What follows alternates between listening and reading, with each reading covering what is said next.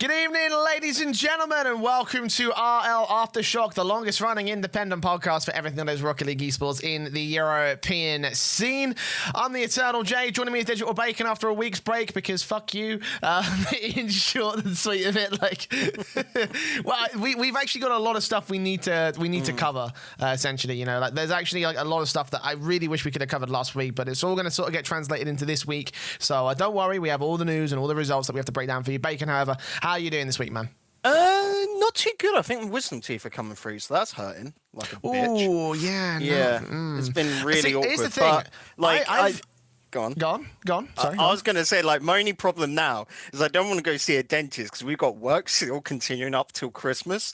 And it's that case of you just there, I can't get them taken out because then you have to have an operation. You're out for a fucking week, which for us means no bloody money. You don't get paid, which hurts a bit.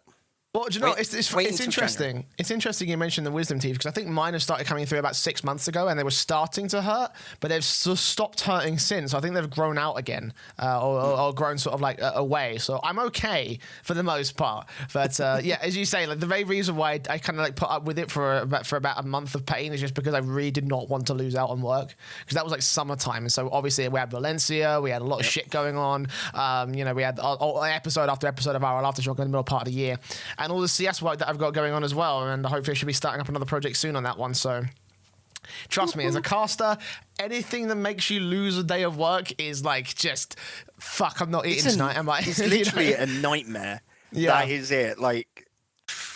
It's I fucking... think there was a great thing, they always put and this is us just swinging our dicks about saying, oh, we're hard done by all that sort of shit, but it's the case of you don't work, you miss one day, you've got nothing to fall back on. You've got no holiday pay, all of that. And there was a great little tweet thread and all of that from Foreign and whatnot about how, yeah, it looks really easy, but when you're up on stage, even now, Jay, you're bricking it, aren't you? Going in front of a crowd. Yeah, second day in is always the best, but first days are horrid. And it's that same case of if you have one fucked up event because you screw it, you're done. Yeah, so, it's really fucking bad, man. That's why I always kick myself for having a shit show. But well, that's a thing for us to talk about off the podcast. Yes. On the podcast, we're going to talk about some Rocket League. And again, as I mentioned, we missed last week, so we've got some news to catch up upon, some mailbag questions that we really want to answer. And of course, the last weeks of the RLCS and the RLRS coming your way with the results for the regional championships and the promotion playoffs. So let's start with the news. Again, a few of these will be a little bit old. We will start with TSM. Obviously, they've not had a great season, and Remkoe sort of tweeted in I don't want to say solidarity to that point, but he was talking essentially he put this out on Twitter saying, quote, honestly goes to show iGNITE deserved the spot a lot more than I did. Time for a root for his team and make it to where they belong. Thanks for support in the past 8 seasons, essentially. Obviously, Remkoe not having faith that his team are even going to be making it into season 9 essentially, which based on the way that they sort of played out, it's not really, it doesn't really it really sort of shows the kind of level of morale that they're holding in the TSM camp right now. Yeah, this TSM's had it hard, so they knew after last season, because TSM is a big fucking org, that they had to quickly turn that around. They were acquired on the back of, the contract started going through when they're them girls, of course, and then they did get picked up, but not officially part of TSM until after the E-League wins. And naturally, TSM thought they were picking up the world's best team in the world and were just really riding a high. And since then, TSM has not delivered. This season coming on in, Alpha, you would have looked at and thought they picked up an amazing player. This should be able to fix it. But Alpha couldn't fix that. He was working his fucking ass off. He was carrying this team. Mate. There was one week where he didn't. I'll say that. Week 4, TSM actually worked. But other than that, it was all Alpha, wasn't it? Well, that's the thing. Before we started the show, I was teasing to Bacon. I got some interesting stats to share with you about Alpha and his performance in the championship series this season. So you definitely want to stick around to the end of the show where we start talking about TSM for that, because it's a pretty insane little number that I've managed to sort of pick up. But we'll talk about that later. For now, we're just gonna we just sort of got to talk about where Remkoe stands in the rest of this, because I'm not gonna lie, he's been relatively dead weight for TSM in the past few months. It's just been disastrous essentially for the TSM TSM camp. And this sort of hints, this whole like a tweet hints to the idea that maybe he might be on the way out, that TSM may be looking at some roster changes. Whether or not they'll stay together for the rival series is another question. Obviously, we saw Mouse Sports capitulate last season. Maybe TSM could do the exact same thing right here. And the thing down to that is Remkoe is the last of the anchor players, Jay. When you look at that sort of role, we look back towards, say, Passion, such from those old days, even maybe Marky. The last of the players which were near enough focused largely on that midfield control and getting the ball up and down and just basically trying to keep possession. He's not the greatest striker. He's not the greatest defender. He's good at both, but he does not excel. And for me, that in today's meta, where you'll see a lot of focus on certain areas and he's just not able to keep up to the challenge of everything else. You even get, those players, they that are of the old guard. Let's look at Kirks for the example. He was always a defensive god, but then was crazy on the attack. But you never see him about in midfield, and that is the problem with the current meta. Just it does not suit Remkoe's playstyle, and he hasn't been able to adapt. Yeah, and that's left them in a really stupid situation right now where TSM are looking like, again, dead weights in comparison to their main star man. And I imagine that change is certainly on the horizon for this roster because we talked about their win conditions and we were saying if the other two can pick up their pace and try and, bolster around Alpha, then there's hope for this team to stay in this championship series. But as it stands, the spoiler alert for those of you who are looking forward to the result roundup, they're in the relegation zone, so they're going to be playing. They're going to be fighting for their season lives coming a couple of weeks' time. So, to say the least, things are not looking good for TSM. Another team that things aren't looking good for right now is Echo Zulu either. Taz tweeted this after I believe their last match in the rival series. Quote, "We're still in at Team Echo Zulu, but all agreed to explore other teams and try out with others and see where it goes. If we realize it's not worth it, we'll come back together. DM on Discord, Taz, blah, blah, or Twitter for tryouts."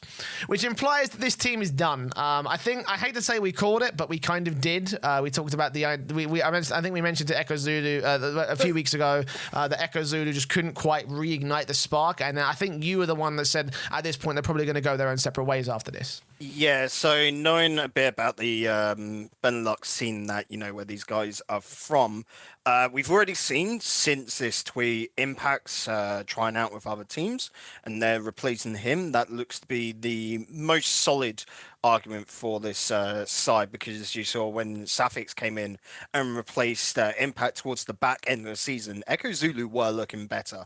So you can definitely see there is a problem there, but they're not at that RLRS level just yet to be able to get into the top half. The top six, of course, is now where everyone's aiming. And there were, numerous rumors before, like Tars actually picked Echo Zulu over other teams to join, and those other teams have been able to boom better results.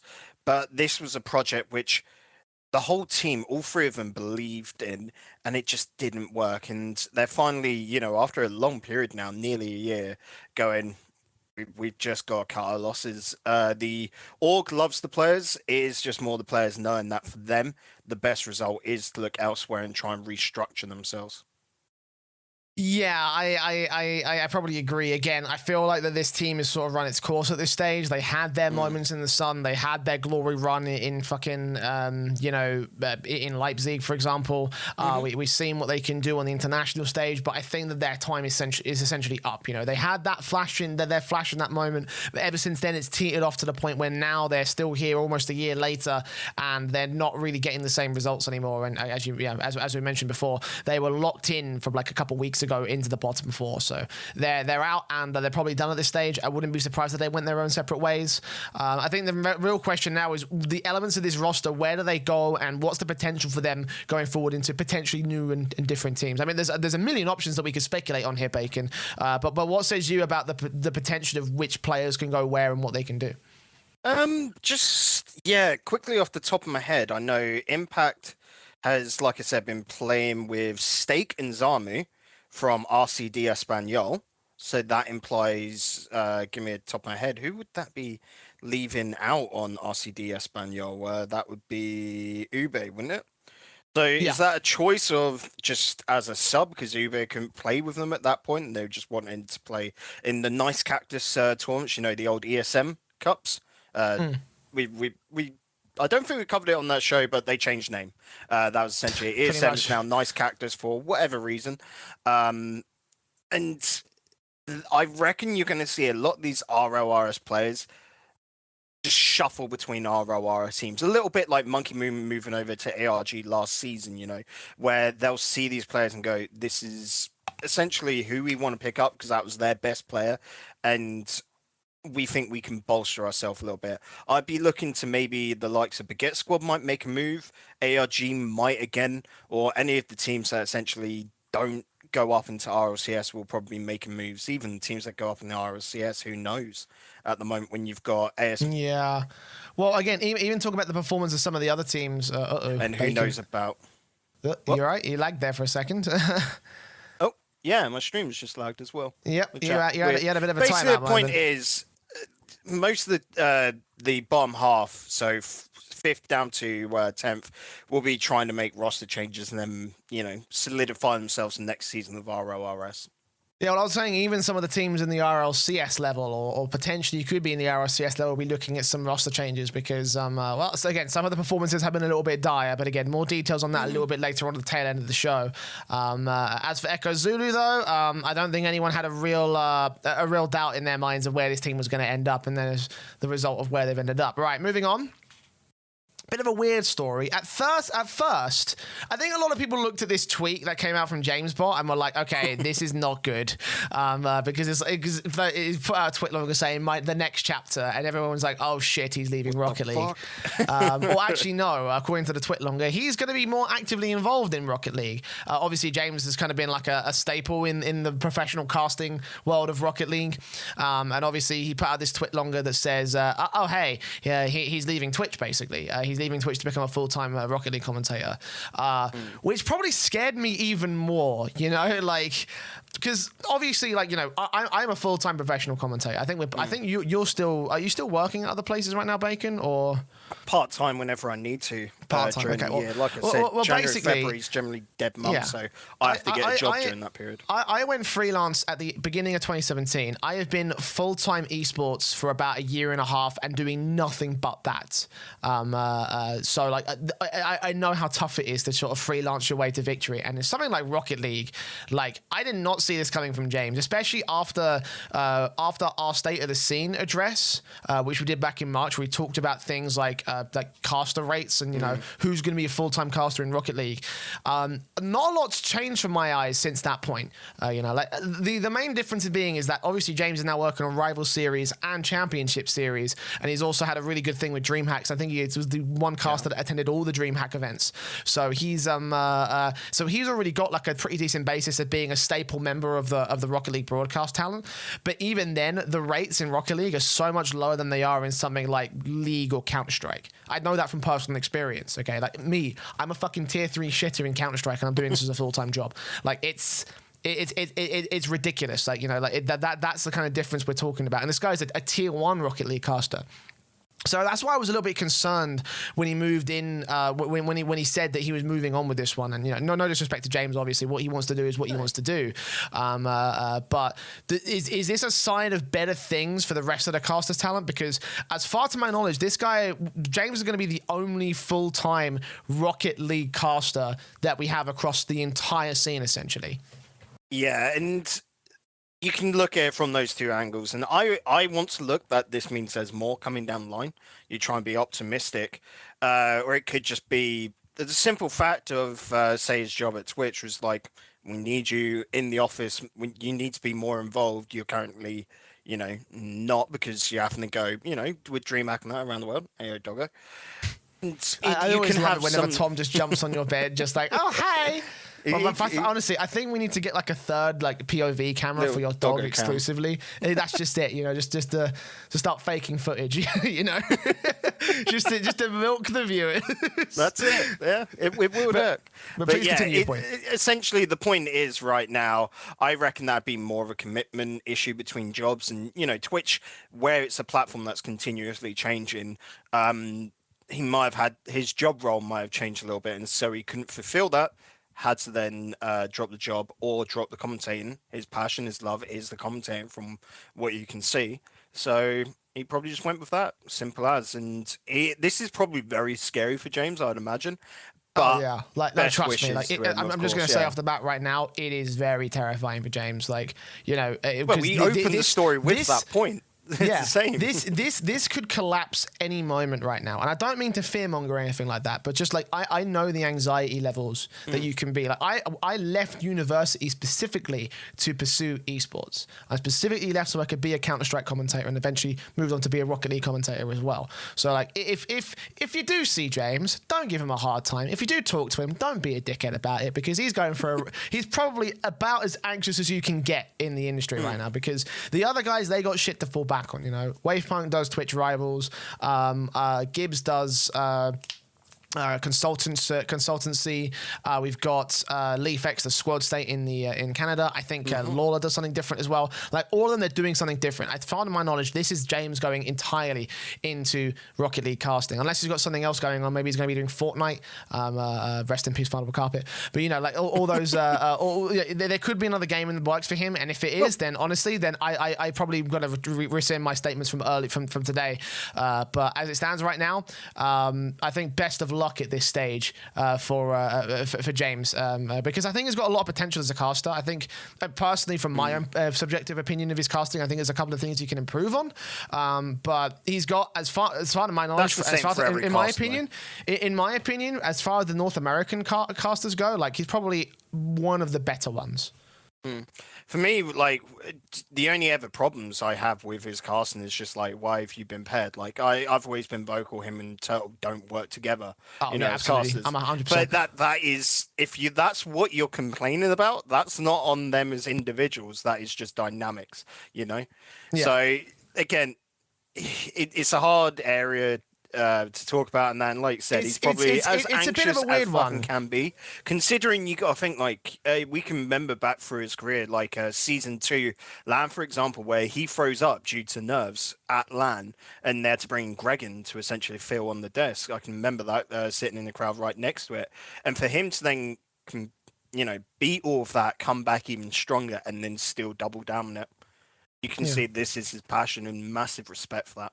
Yeah, the thing with like Rocket League duos and stuff is that they don't really exist outside of like me and you, perhaps. You know, like that's because we've literally just built our fucking brand, and at this point, everyone just hires the two of us. It's easier for a company to look at us in Europe, where it's quite a bit smaller. You just say, just get those. But in the RLCS, there's not really a duo. There's not really like a duo system. Something that I think actually could benefit a lot, because again, if you put James with someone like a Jorby, you put James in a collar role, then suddenly you've got magic. Same thing if you put, I think, James in a play-by-play role with Achieves, then you've got magic as well. But someone like James and Turtle, I don't believe it is something that works. I don't think a lot of people do believe that, but that's another story for another day. Regardless, that's the story. James is going full-time into commentary. Crisis averted, panic over. And let's move on to some really positive news today. And that came in actually only a couple of days ago, about a week ago, when we were supposed to have the original show. So, hey, we evaded the middle of the stream fucking announcements, but Singularity entering Rocket League by picking up Flomp Resont. Godsmiller, Thol, Noli, Kieran, and Vel are part of the Singularity family, and they've had already a great start, by the way. Just gonna, again, small preview to a little bit later on down the road, but Singularity are here, and they are looking fired up to enter Rocket League. Yeah, because this is always a weird one. When it comes down to just having a look at the org, Singularity, I was near to certain expecting them picking up a South American squad, Jay, because that's just what the team has done in other games, where they're a smart org. They know how to look at it, and I know they're in a new org. They're from Denmark. Right, I will say that, like, Singularity, they're smart from a business standpoint. And I don't think they're looking at something like the Rocket League scene and saying, we need to go to a niche market because that's what's best for us, because those markets will grow.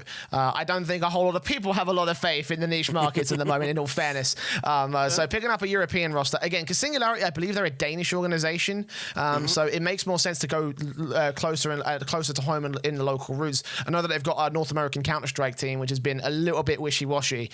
So like having their opportunity to stay home in the EU and getting a chance with these guys as well, who I think have outlived a lot of expectations. Like for Singularity, this is like a massive sort of like, you know, it's a gamble move, but it's one that I probably think has the most mitigated, calculated risk, in my opinion. And you look at that, and the inroad there for Singularity is you want to pick a team that's more solid.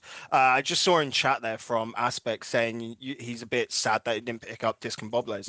You look at, I'm just going to say, look at Singularity, look at the players. Godsmiller, RLRS like certified, though, and Nolly there. Sorry, though wasn't there last season, but Nolly was as well. So you look at the difference between the two, and you just got to look at this Flomp Resont side as they were previously and just look at it and go, this is a team that is more secure. They've got a higher status in players, and they should be able to see the return from that, because you look at those players as well, and they go to lands. We saw Godsmiller at bloody Insomnia, didn't we? If they're willing to go to those smaller lands, an org that looks in just goes, wait, they're happy to go to like Insomnia and just take it. Yeah, sure, because they can just get their name on those boards. That's what I think Singularity is looking at. They're not looking at being top tier. They want to rule the second tier, which isn't a bad idea. Like you said, they're a smart business org. They know how to sort of do like you were saying, niche, that sort of second area, they know where to make their growth from, and this is a good team to pick up for that, because there's so much potential for growth here between these three. Yeah, absolutely. And wouldn't it be fucking amazing to see Singularity winning Insomnia over Sebadan for the 4th time in a fucking row? That would be great. I love you, Seb. But no, again, for Singularity, like, obviously it's a brand new organization, and it's also big for the Rocket League scene as a whole, because this makes all of the teams in the top 12 of Rocket League EU, with the exception of Discombobulators, all of them are currently in an organization. There might be some leeway in terms of methods position right now, depending on how they do in the promotion tournament. But for now, like, this is obviously one of the first times we've had a situation like this crop up in the EU scene. And I think that's probably just a big thing for Rocket League overall in the worldwide landscape. Yeah, and we were crunching numbers earlier. 14 out of the 18 top recognized teams, so we're saying RLRS and RLCS, 14 out of the 18 are signed by orgs. That is massive for the landscape of Rocket League. And thinking about that, I did not think that number is going to be so good this season coming into, you know, that move to 10 teams. Everyone would think you're diluting it a little bit, you know? But no, for teams to still come on in and want to pick up, there's a lot of promise for Rocket League. There's a lot of things to be hopeful for. Yeah, absolutely. Especially if things keep going this way. Like, I think people are getting a renewed sort of level of interest in Rocket League, which is fantastic, obviously, you know. I think if we were able to just sort of like refine the structure of the scene and refine the structure of the RLCS, not just the RLCS and the RLRS, but any other levels below that, and allow a little bit more in terms of competition to allow the infrastructure for other teams and players to sort of like, you know, find their placement in the scene. Like, Banana Man put a tweet out earlier today, which I actually responded to, saying, why do Rocket League players retire so young? And essentially the reason is because there's not enough infrastructure to allow those players to thrive. And I think that's certainly something that is the next big weak point for Rocket League. And like, we've got the interest now, we've got the organizations looking to get involved, we have revenue sharing opportunities with in-game items, we've got a lot going for us right now. We just need to just patch up those few things, and then 2020 could be an amazing year for the Rocket League scene. We just have to get it right. You know, it's frustrating to see the level of slowness there, but it's like, I feel like we're on the cusp of finally breaking through the tier 3 sort of barrier of esports titles, you know? Yeah, definitely. And what we need now is essentially, we've got the Astro stuff going on, the Belong Astroneers stuff going on over in America. We need a similar sort of thing to start going on over in Europe to get more interest for these orgs to pick up teams at these levels, because that's what this tournament, those sort of tournaments are for. Maybe ESL get involved on both fronts to do a sort of like not the top level world championship, but sort of like a league play going on, and try and build another stage there. That's where your team, your players that aren't as high level could fall down to, or you're getting in more interest. So instead of them continuing as players, they become coaches. There basically needs to be more avenues for players to go, isn't there? I mean, big foreshadowing some of the stuff we've been talking about behind the scenes, but we'll reveal that as it's ready. But for now, Singularity selling Flomp Resont, fantastic fucking news, and slow news week considering it's been 2 weeks essentially of news, but whatever, it all works out the same thing. So we'll move on to our mailbag segment of the week. Of course, for those of you who might not be aware, if you're new to the show, if you're not too familiar, you can join our Discord server by !Discord in the Twitch chat right now, or if you're listening to the audio or video versions of the podcast, it's in the show notes and video description. There's a link there. Click on it, join us. If you haven't got a Discord account, create one, and it'll all be pretty damn Gucci that you can go ahead and talk to our little community of Rocket League EU fans. You can get involved in our prediction games, and hopefully we'll get another prediction game going for the World Championship. So you definitely want to get involved in that one. I might see if I can secure a few prizes as well for the World Championship, because that'd be really fucking sick to do. So if you want to get involved in all that, it's !Discord. You can also send us a mailbag question, which we'll answer live on air. We don't have enough to sort of like say we'll leave out all the regular sort of all the shit questions. But for the most part, if you put a question in there, we'll be able to answer it. So we have 3 questions coming through from 3 different individuals. The first one, Cameron161, a bit of a regular these days to the mailbag, asks, quote, for next season, it would be good to have 16 teams qualify for RLCS Worlds. How would you suggest those 4 teams qualify, assuming Asia will not be a region for the next RLCS season? He has a suggestion of his own, saying, my suggestion would be if there were lands before league play, then points would be given out depending on a team's placement. Whichever 4 teams get the most points accumulated from those lands that do not qualify for league play get to go as well. Thanks for the great show, guys. I don't think that Psylocke will do that just because they're like that, essentially. But for me, the easiest way to do things, assuming that Asia won't be a region, I think we did a whole breakdown of how we do the RLCS structure a number of episodes ago. You can go back and watch that or listen to that if you want to. But for us, for me, the easiest way is just 2 more spots for OCE and 2 more spots from South America. That's just so fucking easy to do right there, because all you have to do is just say, oh, hey, you've already got the systems in place to find the top 4 teams, so now just get the top 4 teams out to the World Championship, and there you go, 16 teams, easy as that. There's no need to go around getting extra LAN points and stuff. I think that system works well for a LAN structure like we have with the Dota Pro circuit, or the upcoming ESL Pro circuit, which is going to be really fucking cool for Counter-Strike. I'm really excited to see how that's going to go down. But the point is basically, if the simplest and easiest way to do it is just add 2 more spots for the 2 regions that don't have a top 4. That is, pretty much it. We don't think that's going to happen, though, because, like we said, going forward, you won't see another sort of change in the system. You'll actually see Worlds probably change up its structure and how you get to finals because of the complaints of last season. They'll probably change it up. But until Asia becomes a thing in Rocket League, which it will, we're looking at it now, it will happen probably time next year. It'll take time, because naturally it does for a region to get up high enough. It's just going to be what happens then, because you got to think, you put 2 spots down for Asia, whatever, to be in line with OCE and South America, and then you've got 14 teams at Worlds. That's a weird fucking number. So what the hell is going to happen? Everything is going to change up when it gets to that point. Yeah, and I don't know about the Asia thing, though. That's a bit of a weird one, because we obviously saw recent news from China saying they're now going to impose restrictions on children playing video games, which basically wrecks any sort of opportunity to be competitive, because it's 30 minutes a day on weekdays. It's completely egregious. It's something that's I thought it was an hour and 30. No, it's 30 minutes. That's what the report said from, I believe it was Esports Insider, or was it the Esports Observer? I can't remember. It was one of those 2 sites. It was Observer, yeah. It probably was Observer, because Insider's business and shit. But that's basically the bottom line of the Chinese thing. Asia as a whole, I could see it still being able to do something, because we've obviously had Asian tournaments for general Asia, and not including China. So places like Japan and Southeast Asia and Central Asia, those would be really sort of a cool sort of opportunities for the Asian scene. And obviously we've talked a little bit about how we do that in a previous episode. So again, if you want to take a look at that, that's sort of where the big money bucks come through, and with Epic hopefully coming through in the new year, then maybe we could see that be a possibility.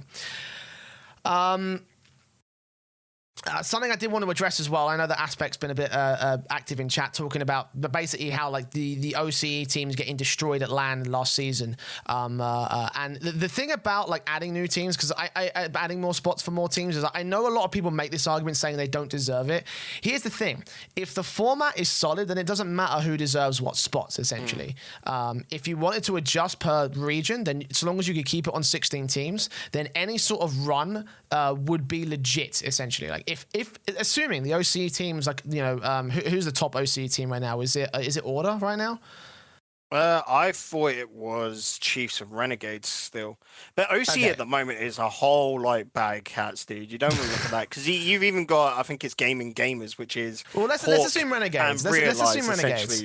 But yeah, go with Renegades. Let's assume Renegades. Assuming Renegades were able to do the Chiefs run from, was it season 4 where they had like top 4 placement? Chiefs at the moment, Renegades second. Okay, well let's say the Chiefs replicate and do the same thing that they did in season 4 where they went to top 4 in the whole thing.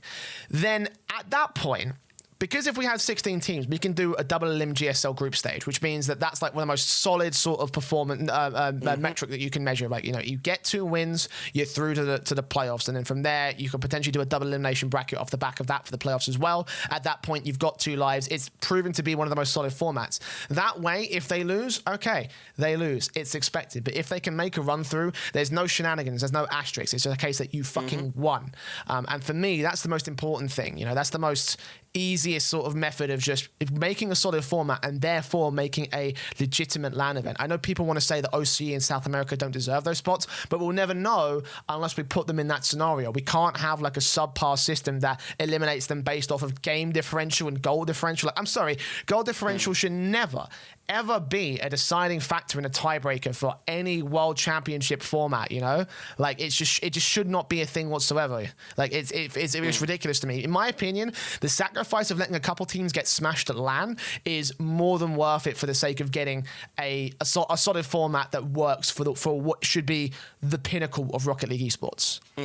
And my only other options that you could do to make it a bit more fair, let's just say the following season you get 2 spots for the whole of Asia to bring it in line with OC and South America, and then what do you do with those other 2 spots?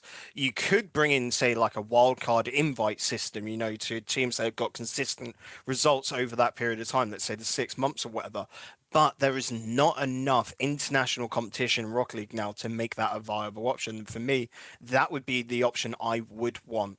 You know, we've started to see, like with DreamHacks and that, the OCE teams come up for it. And then, of course, the invited South American teams. But at the moment, going to a full 16, it's going to just be a sticky scenario no matter what, isn't it? Yeah. I don't think 16 teams for an RLCS is just quite there yet. Like, maybe in about a year's time we can like have that discussion. For now, 10 teams I think is about right.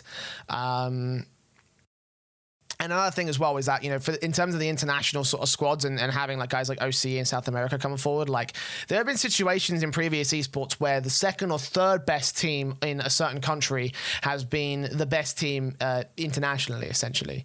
You know, like out of all those countries, out of all the teams from that country. Like I remember very famously, Astralis and North had a bit of a back and forth in 2017 or 18, I can't remember, but basically it was like North was the better team in terms of the Denmark rankings, but Astralis were miles ahead in terms of international competition. So just judging them based off of their individual sort of region and, you know, saying, okay, well, this is the top team in OCE, therefore they're the representative for the whole region. That's not accurate, essentially. It doesn't work up like that. Like, you know, that isolated region will know the ins and outs of themselves, but they do not know, the other regions won't know the ins and outs of that particular region unless they've done a lot of playing against them and practicing against them. So therefore, to me, it seems like a much more appropriate measure to allow those teams a chance to try see if they can get that opportunity. And again, if they don't make it happen, it's fine. At least they got smashed by a better team in a format that works. If they do though, well, we can't fucking argue against it at that point, you know? Yeah, and again, you look to OCE, you've got a good handful of teams right now.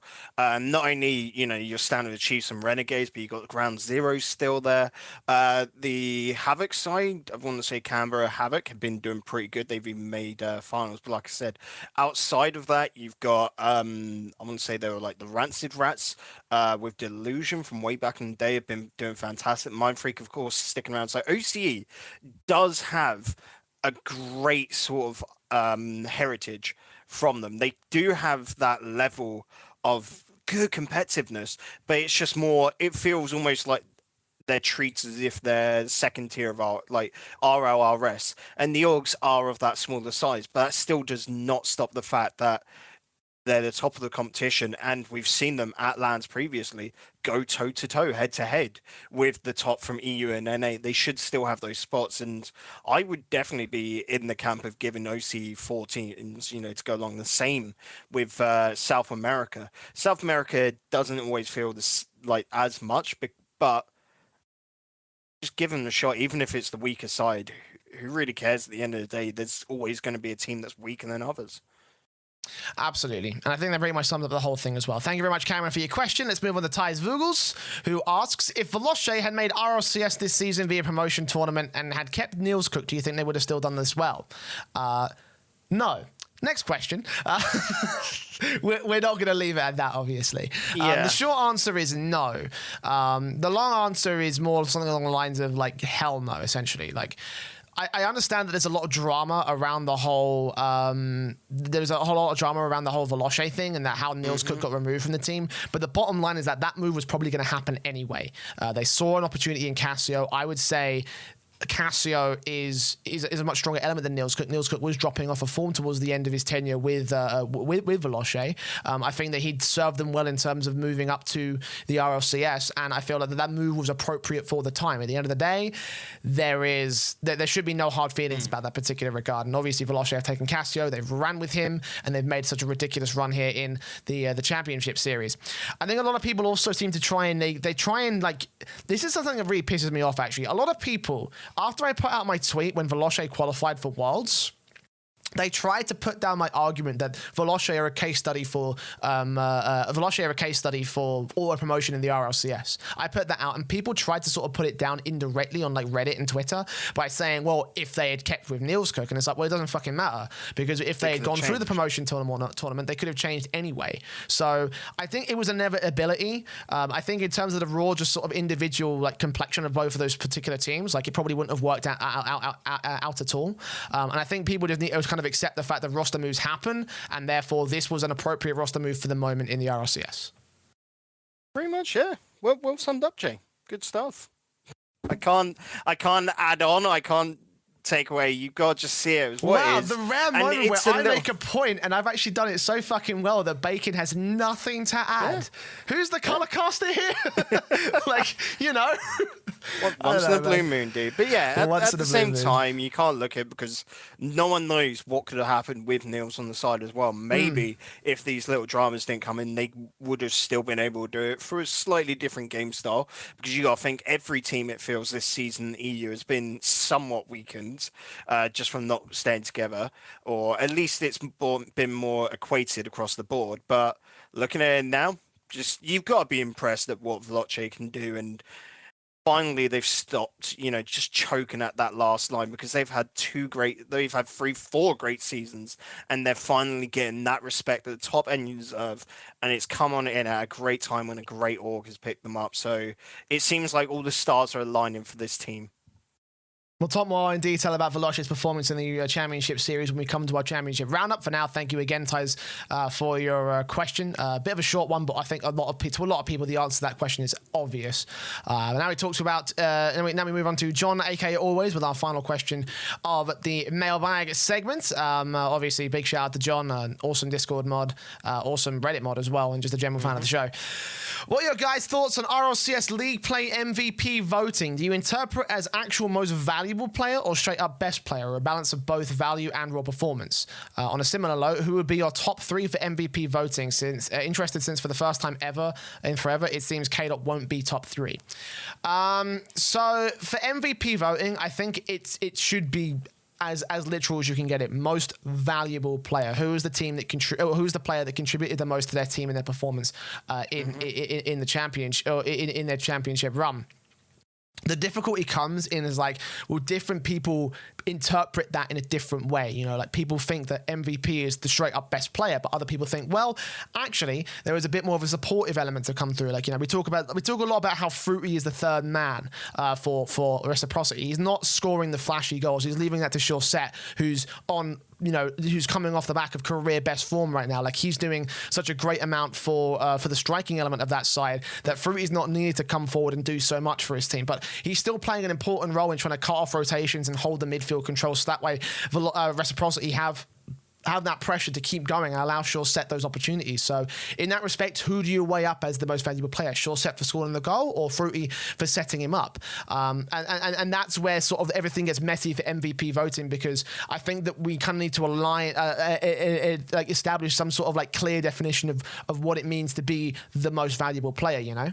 Yeah, and I think the undeniable sort of option would be just base it on stats, but then, like you're saying, stats don't always tell the truth. The way they've got it right now, to my knowledge, is that all the casters that are there on the day vote. They just all put, who do you want to be the MVP? Everyone puts it forward. Whoever got the most votes, bish, bash, bosh, that is your answer. A pretty simple system. You can't, deny that works as well, because all the casters know what the fuck they're talking about, so they've got valid points to put that there. Like, secret jabs from Jay. I'm jabbing myself. Who is he got beef with? I'm jabbing myself. I don't know who the fuck. I don't know what the fuck I'm talking about, right? Okay, I don't know why people hire me. I actually know. We have to come to the truth for that. I can remember, what is it, last time in Insomnia for the Belong Arena stuff, and it was like, who's the MVP? And we picked Triss just for the fuck of it. No, Triss had only played Triss because of the fuck of it. You were the one who decided. I was just like, Bacon, this is your domain. You do whatever. You picked the guy who didn't play a fucking game in the finals. Because right? I wanted to see if anyone would notice. And everybody noticed, right? Everyone noticed. We went back to the LAN hall and everyone was like, why the fuck did you pick Triss? Okay. And there was just me smirking away like, I wanted to. I blame you wholeheartedly for that. That was all your fault. Okay, right. Oh, but good fucking memes, mate, dude. On a similar note, who would be your top 3 for MVP voting? I put all my votes towards Alpha? That allowed, because boy howdy has he had to, for 6 out of those 7 games, 1v3. I'm gonna reveal this stat. I crunched the numbers from the RLCS games from all of the TSM games, but I'm only going to be focusing on EU. By the way, I don't really care about North America. I haven't really watched much of North America because it's too late in the day for me. But I actually crunched the numbers from TSM and their performances and their goals. Alpha had a goal participation of 82% over the whole season. 82%. That is fucking unheard of. That is unheard of, right? That is just insane. It is a ridiculous level. That's why I would agree with you in that. I was going to make a serious sort of thing, just try and see if I can name a couple of supportive players. But in terms of actual raw performance, Alpha has done something I don't think any fucking player has ever done. And you can go verify this. Maybe I got some of the numbers wrong. I had to do it all manually through fucking octane.gg. But I went through, I checked all the goals that they had scored, I added them up, I calculated it. 82% is what I came up with, and I wouldn't be too surprised if it's too far off. Like, Alpha did a fucking immense job trying to carry TSM out of the last place, right? That's essentially what he did. He did that on his own, basically. Like, it was fucking stupid what he did this season. So yeah, number 1 Alpha, number 2 Alpha, number 3 Alpha. That's my MVP award. And by the voting system as well, Jay, with that is 6 votes for Alpha. Yeah, Alpha gets the unanimous MVP award from the RLAfterShock. 2 seasons in a row, mind you, should we say. It makes sense why TSM picked him up. It was just like, TSM, it's a shame that they couldn't do anything with him. Like, don't worry, like, next season should be their season, because Remkoe will be out most likely, and they're bringing someone else. I feel like it's a tragedy. I feel like it's the ultimate tragedy, because like I feel like that if he had stayed on FC Barcelona, then potentially that team could have gone even further, right? That's where the opportunity. because of the in-team fighting in that, Well, it the might have in-team not fight- been, look, again, that when is the I'm talking Veloce thing about- from earlier, you know? Yeah, I'm talking about just from raw talent alone. Like, if we take away all the team politics, then yeah, I'd say there's a chance for that team to go even further. But yeah, 82% goal participation. It's, again, I don't think I've ever seen a player ever do that in, I think RLCS at the very least. Like, maybe there's some sort of tournament where someone popped off because the level of talent was such a disparaging sort of like, a difference. But again, like Alpha, I don't think anyone's ever come close to doing that at a top tier level of Rocket League competition. It's such an insane stat that if he's not the top MVP, if he's not the guy who like got the ultimate vote from the casters, I didn't even check who the MVP was. Let's have a look. Regular season MVP, that's not to be decided. But if they don't give it to him, after this weekend. Yeah, that'll be after this week. But if they don't give it to him, then fuck all of y'all, right, on that talent desk, because you have no idea what you're talking about. You can't deny a stat like that, okay? Like, because the only other player, and it will be on the point here from Aspect, we do see you in chat, next in line would be someone alongside Bluey of Barca. And I love Aspect's point here of with Alpha on the team, Bluey wasn't able to play to his full potential. And that's because Bluey would double commit all the fucking time. Alpha was naturally rotating on in, and Bluey caused the problems there. It was just a case of no one could handle the pace of Barca last season. Come to this season, and naturally everyone's figured it on out. And hence why Barca finished 6th. That team, and TSM next finished season, 7th. Barca are going to be in trouble. Like I think honestly, this team has been trouble since the start, right? Like we saw problems ever since their debut. Like they were able to get through on firepower alone, but firepower rolls off as time goes on. So they're on a time limit, to say the least. I don't think they can make it through the regional playoffs. I'll let you make your point before we wrap up the mailbag and start moving on to our results. Yeah, I was just going to say, I can remember back when Savage got picked up by Barca, me and you were there going, someone please pick up Alpha, because this is not going to work and he needs to get the fuck out of there before the house burns. And he did at a very good point. So good stuff. I mean, you say that, but it was like out of the frying pan into the fire for Alpha at that point. But at the same time, we know next season will be a good season for TSM because they will make changes. The org wants to finally see them, pick it on up. They've got still a bit longer on the contracts of the original players, so they should be absolutely fine. Well, I hope Reggie has enough good sense in him to recognise that Alpha's not a problem. He never would be. Yes. But of course, thank you, John, for your question. And maybe we will try and do like a top 3 MVP award for the season for next week. I don't know. We're still yet to decide that. We're yet to see the matches. Go along to the land, give them medals. That would be so funny. Oh, RLRS medals. Fuck, I know someone that can make that as well. That can make that. That would be fucking amazing. But we'll sort that out later down the road. Anyways. Let's move on and talk about our tournaments, because, of course, we had 2 weeks of RLRS, 1 week of RLCS. We have decided the teams that will be in the promotion playoffs, in the regional playoffs, and we'll just try and see if we can decide who will be the overall, we'll try and see if we can decide who will be the overall team that actually tries to make it forward into the next season. But we'll start with the RLRS. Obviously, we'll start with round 5 or week 4. Just a quick rundown of all the results. Echo Zulu beat out Vertex 3-2. Underwater Squad beat out RCD Espanol. RCD beat Underwater Squad. Reverse it, sorry. So I'm all over the place today. It's ridiculous. Anyways, RCD beat Underwater Squad. ASM managed to best at Vertex in 3-2. Those 3 matches were actually pretty fucking good, actually. They were all back and forth affairs. So if you want to go back and watch some VODs, go and do that. Go hammer by all means. ARG managed to sweep Echo Zulu, not too much of a surprise. ASM managed to sweep Baguette Squad, not too much of a surprise. Method beat Flomp Resont in a 3-0 fashion. One result that just tipped the odds in their favour to try and make it into the promotion playoffs, by the way. So a big sort of a match from them. It wasn't quite out of the woods at this point just yet, but we'll come to that in a second. Disacombobulators beat RCD Espanol 3-1, and ARG and Disacombobulators swept the Underwater Squad and Method respectively. Leading on to week 5 in round 6, Disacombobulators shit on Underwater Squad, to say the least. Singularity, obviously the Flomp Resont side, getting picked up for this week, and they managed to beat out AS Monaco at 3-1, a big result that again got them into the promotion playoffs.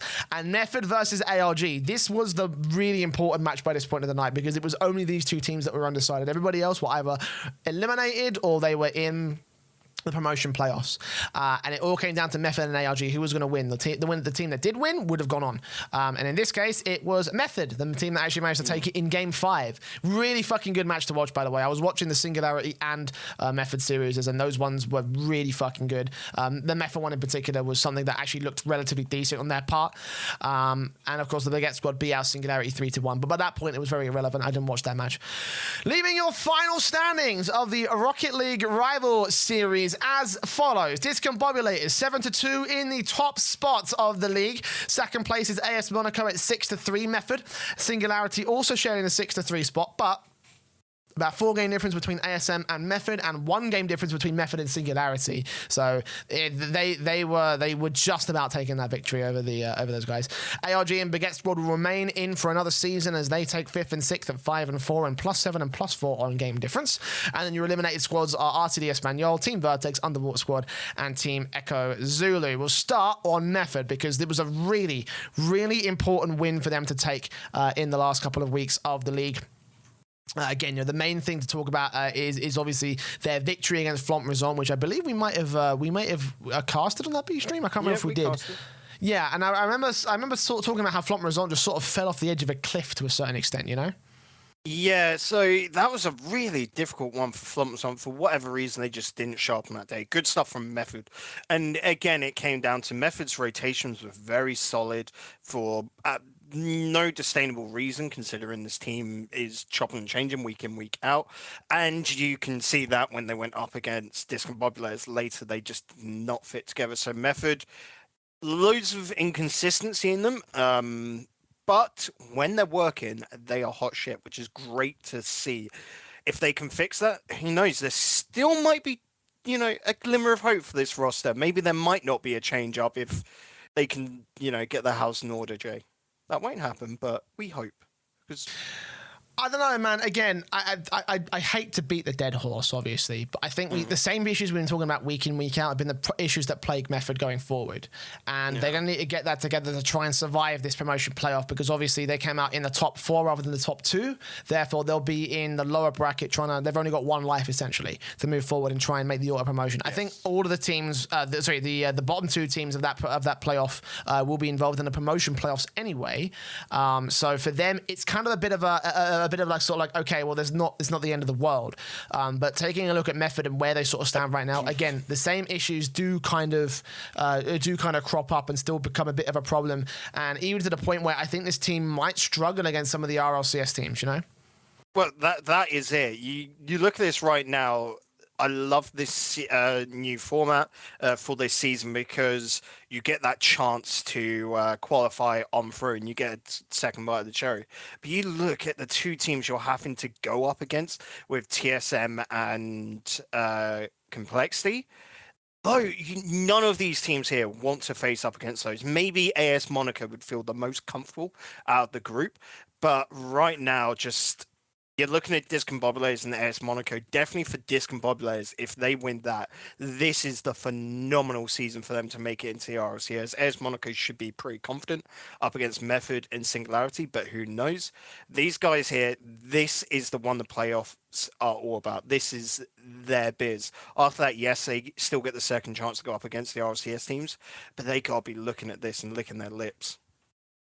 Yeah, absolutely. Like, Method are good bait essentially for these guys. Especially with Singularity as well, who are up against them in that first sort of position. Like they have surpassed all expectations. I guess we can sort of bleed into the next point as well about Singularity, because obviously, the Flomp Resont guys, we didn't have a whole lot of, I didn't have a whole lot of faith going into them, comparing them to where the rest of the squad sat, but I think they really have sort of surpassed a lot of expectations in the rival series. And here against Method, I think they're ripe for the picking for Singularity to take that first victory in the semi-finals, in the loser semi-finals, and potentially move on to try and qualify by default. There's a chance that they could just sneak top 2 in with the way this format works, Bacon, you there? There you go, I'm back. Okay. I don't know, maintenance super patchy this evening. Weird. Apparently so, mate. Rip. But anyway, looking at that, I don't think that Flomp Resont Method result from week 4 will happen again. Like you said, I reckon this will be a new Singularity or Flomp Resont win over Method, just because these lads had got to be fired up. They had a bad end to week 5, but after they had already secured their spot with the win against AS Monaco, I think they just let off the gas a little bit. They were overconfident. I think everyone kind of did. Like I tuned out after Method and ARG because I knew that last match had no sort of bearing on anything, and I did sort of watch some of the VOD back, and I kind of felt like that was the case from both teams. Like Baguette squad were already confirmed to be in the top 6. They had no way to move back into the top 4, and they weren't going to get relegated to the bottom 4 either. So by that point in the league, Singularity versus Baguette squad became basically meaningless. So no need to worry about that, I don't think. And again, Singularity, like that was just the one sort of element that was like, okay, they don't need to pay attention anymore. They don't need to sort of like perform on they don't need to be on fleek, if you will. They can just sort of like chill and be okay. And yeah, I know. I just it's the first phrase that came to my head, so I'm gonna fucking use it. Regardless, Singularity still looking good, still looking great. Against Method, I think that first match could be the end of Method's run, honestly, if they're not careful. Again, just because of the same issues that have cropped up between Rix and Burrito, it's still a major issue that obviously they have to fix in the next season. But for now, it's causing them a ton of problems, man. Like so many mistakes coming out from those two. And for Singularity, obviously, it's a great sort of draw to begin things off in the promotions.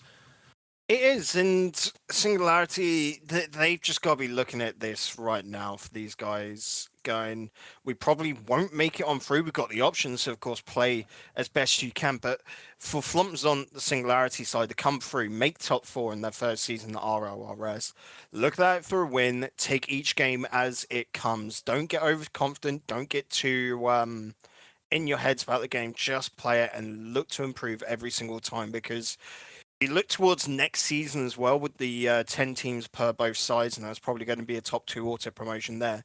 This is a team that I think is just, and the same goes to Method, you've just got to be looking to build for both sides. Just get that consistency down. Singularity have probably got the better chance than Method to make it through the season, so just keep playing.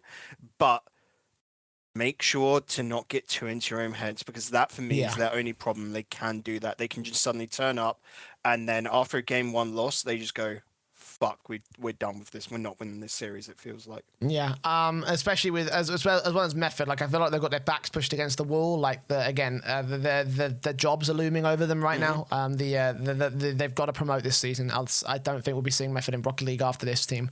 So they got to make this happen.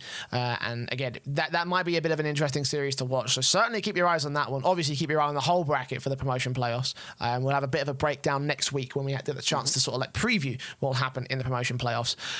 Let's talk about Underwater Squad, because this is a team that we raved about. I know that you certainly were really a big sort of like what's the words? You were really sort of excited about Bilbo, Lorty, and Oslon all teaming together. Like I think in terms of, I think I rated them to be in the position that Singularity are at right now. But unfortunately, they just weren't able to post the results. They came in second last to the championship, Bacon. See, when I was looking at Underwater Squad, I think, and go back and check on this, I was there like, they're probably a bit more of a wildcard team, and I would have expected them to stay up. I think that's what I put them down. Disacombobulators is my wildcard team to make like a top 4 run, but Underwater Squad I thought would be where the current ARG side are. I thought ARG were going to bomb it this season from, a very disturbing off season, wasn't it, for them, where they didn't really do much and the first week was crap. But in the rest of the table pretty much fell into place where you would expect it.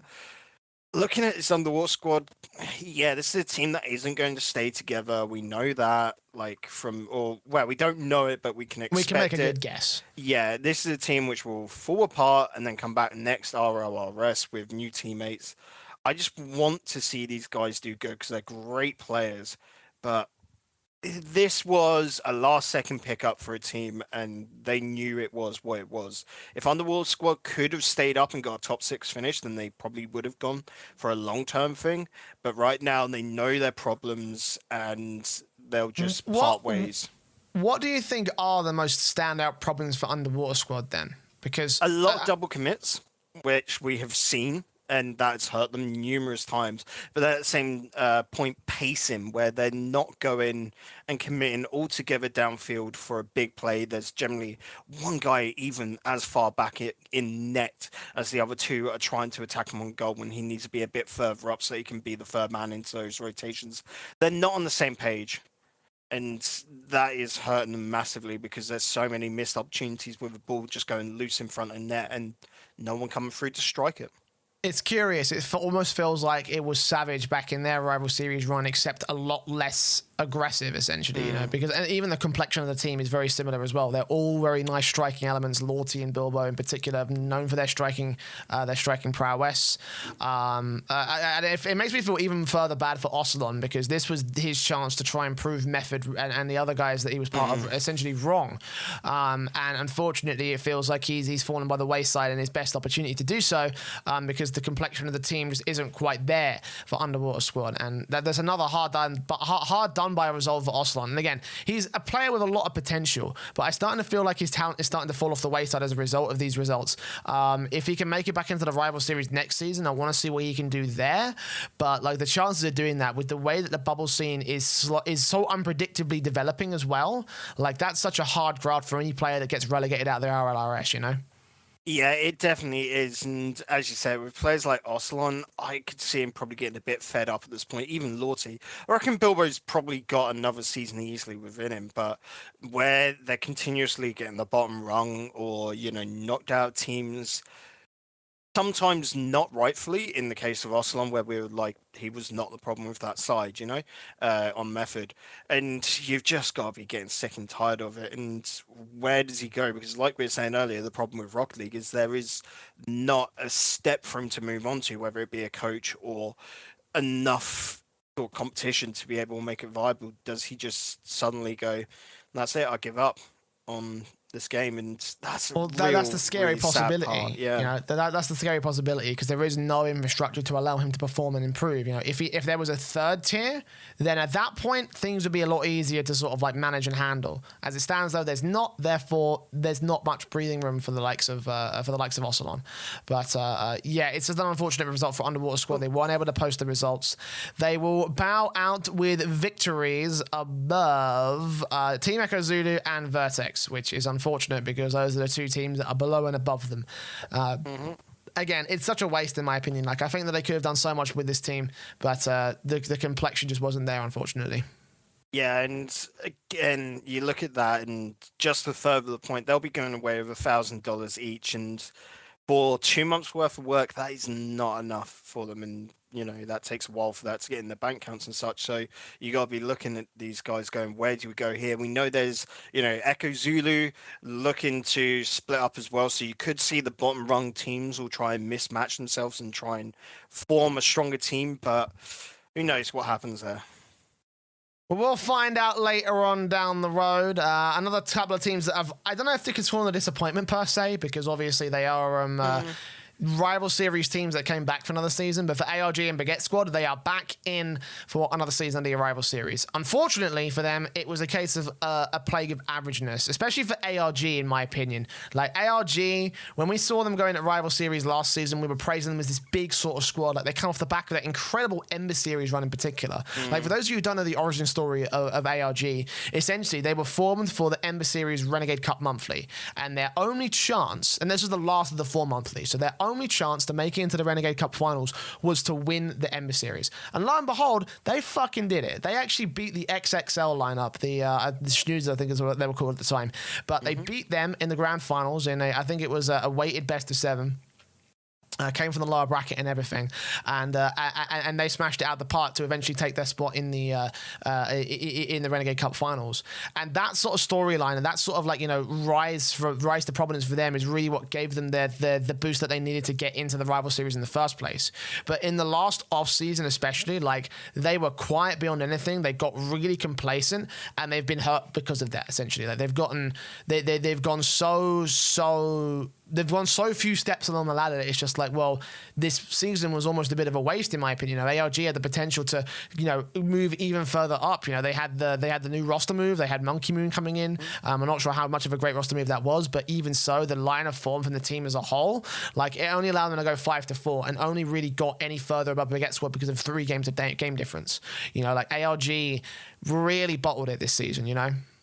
But with the expansion, with another 10 slots near enough being created for next season, with RLCS moving up to 10, I can pretty much say that ARG and Baguette Squad are what your benchmark are for an RLRS team, though.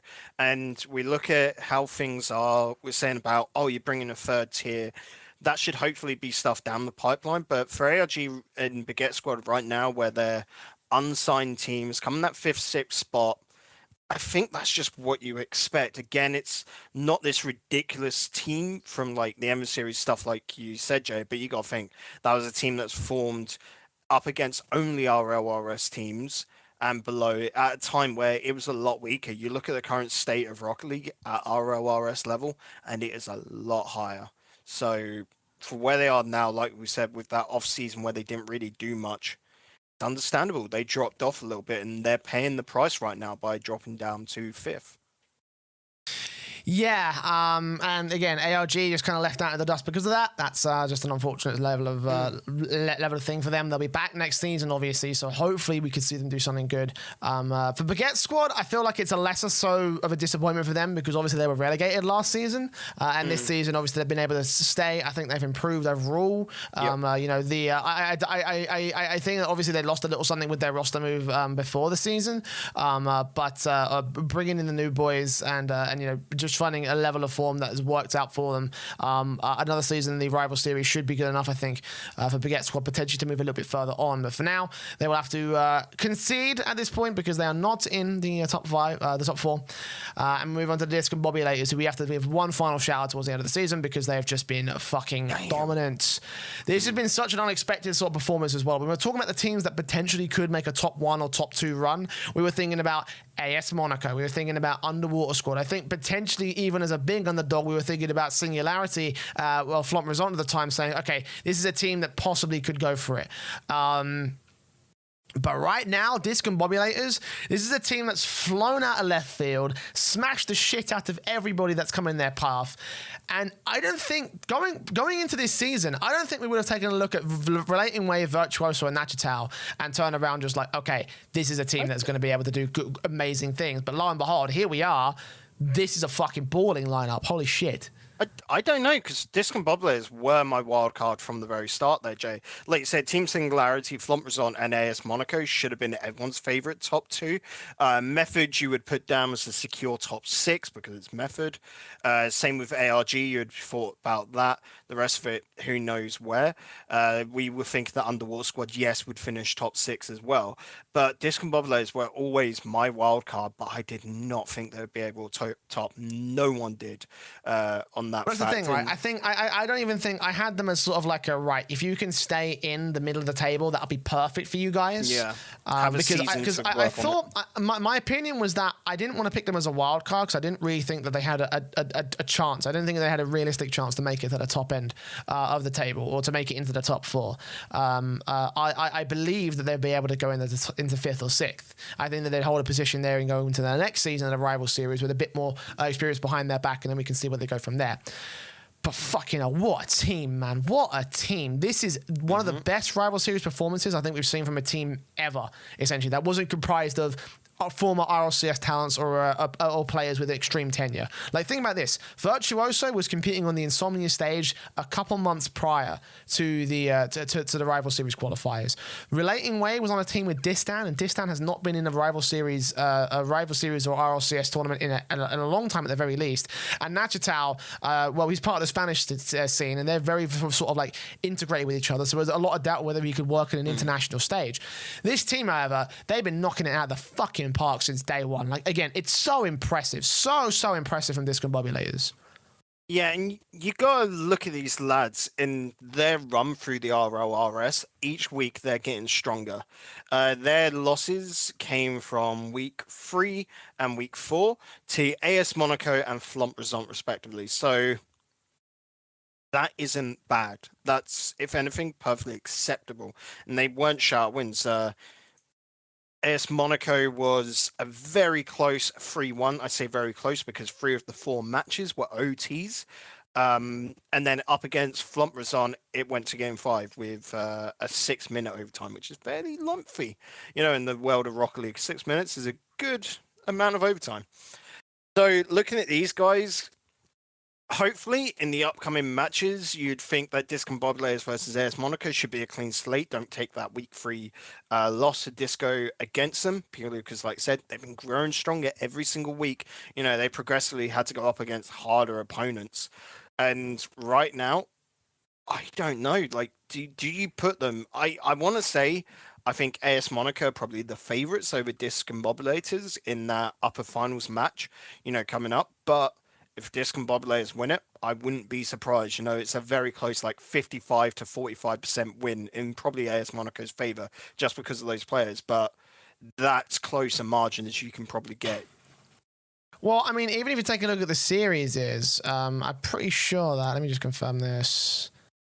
It was a 3-1 when we saw those guys take each other on. That was on October 19th, which was a B-stream match, actually, interestingly enough. Let's have a look.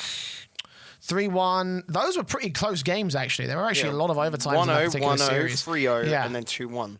And even a near 9-minute overtime in game 4 for that one. Yep. So if you want to watch a VOD, you'd be impressed with, then by all means go back to that one. But like that's a pretty impressive little showing right there from Disacombobulators, and to lose by that thin of a margin, there's a good shout that they'll be able to push further past it. So I have a lot of faith in Disacombobulators. You know, even above AS Monaco. Like I have my doubts about AS Monaco, obviously with their change when they had iGnite in for, I believe it was Oslon back when they had the DreamHack Leipzig run. So, you know, and that's another team that Oslon's been kicked out of, which is just even more fucking worse for him.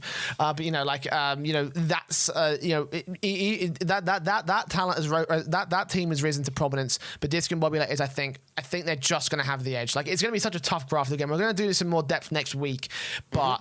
It's going to be a fucking awesome match. And again, you want to be sure to tune in for that Rival Series playoffs. Not this weekend, but next weekend. And again, we'll bring you all the details when we go into next week of RLAfterShock. For now, though, we're going to move on and we're going to go to our RLCS results because the final League Play week just took past. And of course, we do have the regional playoffs for EU this weekend in just a couple days if you're watching this live. So we'll go through round 5 and talk about the final standings, talk about the final few matches. It was an interesting little day of Rocket League as we start things off with Dignitas beating out TSM, not surprising, 3-0. FC Barcelona beating out Complexity at 3-0. I think we gave a little bit of credence to Complexity to potentially beat FC Barcelona. Well, we were wholly wrong about that. Dignitas beat out Renault Vitality at 3-2. Veloce taking the victory above Mouse Sports as they also lost to Reciprocity in the final match of the week at 0-3. And Renault Vitality managed to beat TSM at 3-2, which put TSM down in the bottom 2. And we'll go through those final standings for you right now. The top of the table, Reciprocity and Veloce at 5-2 take first and second. They are going to LAN against all the odds for Veloce as well. Renault Vitality, Mouse Sports, Dignitas, and FC Barcelona up in third through 6th, and the bottom 2, as I mentioned, is TSM and Complexity, who are still not getting a win. They will close out with the shutout season, but we'll start with TSM first. We talked about them and FCB a couple of weeks ago. We said, look, right, if they're going to be able to do anything, then they've got to have Mets and Remkoe pick up the slack. And unfortunately, they didn't pick up the slack, and they got absolutely decked in the last week. Yeah, they tried the hardest in the match against Renault Vitality, but it was way too late. You got to think, it was a fairly close first 2 games, and then TSM were able to get 2 wins, taking it at game 5, but that sort of felt like Vitality had just dropped off for those 2 games, if anything.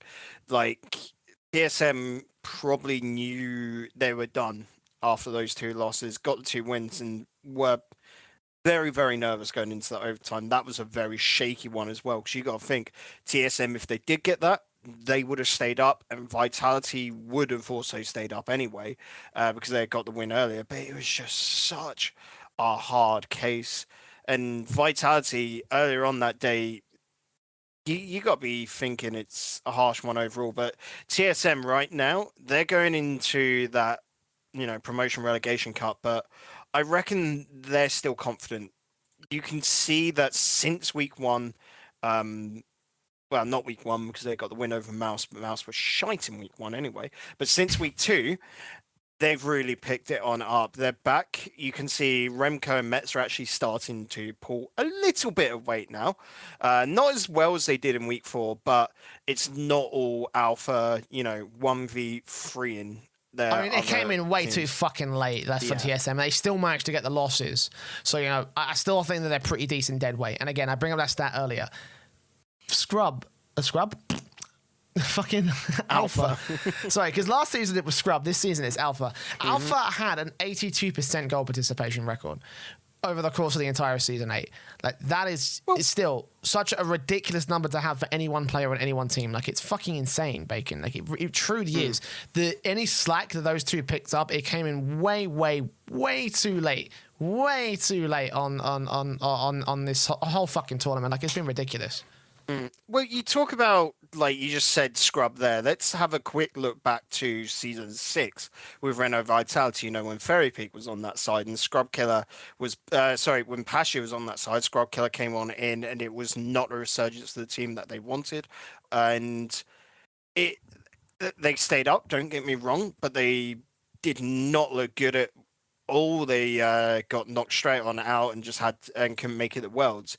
Right now, I look at this TSM side and I see a lot of the same thing, and Remkoe will go in this off season. They'll have some replacement. Who knows? I think we can leave that speculation for a little bit later. But they're going to come into next season hot shit because they will make the change and TSM will put the nails to the players saying, we need you to get a big result, a big win. Otherwise, we'll be dropping you. And well, then the question then becomes, who's on the chopping block then? Who's Remkoe? We know he's on the chopping block. Like, well, I don't say we know he's on the chopping block, but he's the one that is performing the worst out of all 3.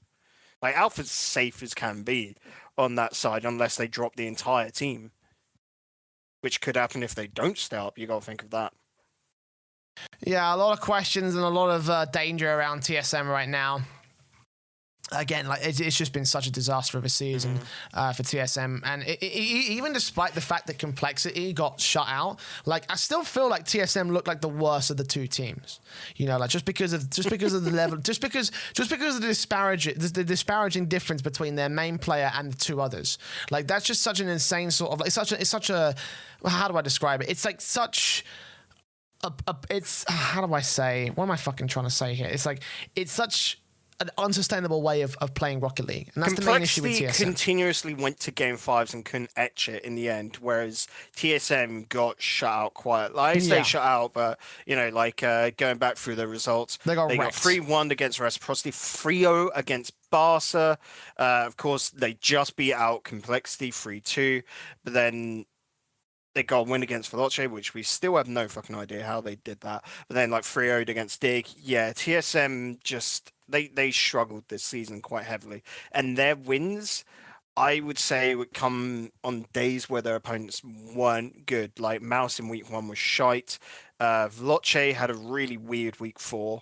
And like we said, that was the one week as well where... What? Okay. And then week 5, do you want to they dropped it. Stop real a second? You want to rewind 5 seconds? You DC'd again. This happen again? Yeah, you're in next not having a great day, Bacon. No, it is having a shit one. But basically, it was just TSM went up against opponents that are having crap days, like Mouz in week 1. They actually had it was Complexity in week 3, and then Veloce weren't looking good in week 4, but TSM were finally doing good as a whole unit. So TSM got to pick it up next season, which they can only do because I can't see them doing worse than how they played this season. Yeah, but a team that certainly also have to do the exact same thing as Complexity. It's a shutout season for them. They got 0-7, obviously, with their earlier loss in week 5 against FC Barcelona. Like, this team have just looked tragic. I feel like Flakes is the only one that's proven himself to be RLCS level talent in this season of these guys. Yeah. Like, this is, again, it's been such a dire, straight scenario for Complexity. And again, this was supposed to be their season. This was supposed to be the season they smashed it out of the park and finally re-established themselves as world beaters in Rocket League again. But, like, what happened here, man? Why is this team just completely shit the bed this season? So, there was that weird dispute with Flakes just before season began. It seems like they didn't solve that problem. There has been no trust between Flakes and Greasy at all. And you got to feel sorry for Magnus as he is just caught in between these two players and it has just have to plug along. Complexity will have to somehow pull a miracle and stay on up. With their current playstyle, I'm calling it a miracle, but they should be a team that can stay up in that promotion relegation tournament. But there is going to be a roster move this coming off season. I'm assuming you're assuming that Greasy's out. I would assume that Greasy's out, but who knows? If you've got other teams lurking about, they might want to pick up Flakes because he is a great player. He's just a bit of an asshole. I mean, fair play. I said it a few weeks back. He was there on. I watched one of his streams, and he was commenting really well on what his opponent was doing right, what his opponent was doing wrong, and it was mainly saying what they were doing wrong. I can imagine, and it's been said by the players, all he does is nitpick all the bad things, and that really drags the team down. When he's not looking to what he's doing, but what his teammates are doing wrong. And he doesn't take that same response back from others. It's a harsh environment playing alongside him is what the response has been from players.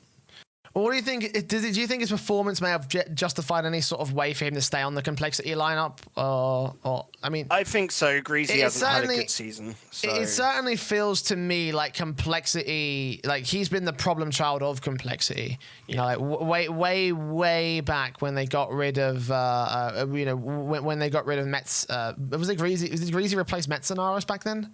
Yes. No, Greasy.